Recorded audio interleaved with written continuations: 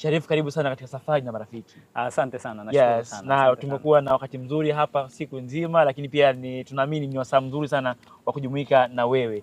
Wewe Sharif ni mtaalamu wa masuala ya mtaalamu na mbobezi wa masuala yanayohusu maendeleo ya vijana. Labda utueleze kwa mawanda mapana kabisa, hivi tukizungumzia ushiriki na ushirikishaji wa vijana katika masuala ya katika sekta ya utalii na kukuza uchumi, labda hii unadhani kwa uelewa wako inagusa nini hasa? Asante sana. Kwanza niseme naitwa Sharif Bushiri Dadi. Mimi ni mtaalamu wa masuala ya maendeleo ya vijana, lakini nikibobea zaidi kwenye masuala ya kisera. Na kwenye mada yetu hii ya leo, naweza kusema kwanza nipongeze, lakini pili niseme kwamba Tanzania tumebarikiwa vivutio vingi zaidi vya utalii nchini. Vipo ambavyo vya kitaifa ambavyo vinafahamika zaidi, lakini kwa ngazi za wilaya, na sisi leo tumepata bahati hapa Vikindu kuwepo katika eneo hili.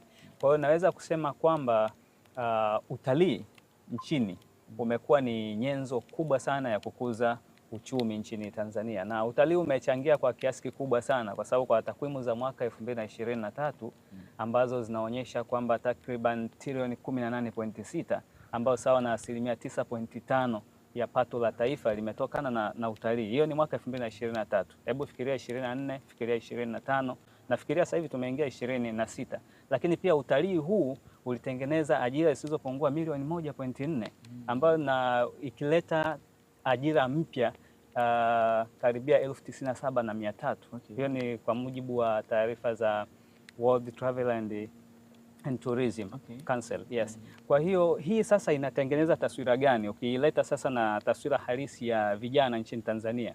Kwa mujibu wa sensa ya mwaka 2022, vijana nchini Tanzania kati ya umri wa miaka 15 mpaka 35 wanachukua karibia 34.5%.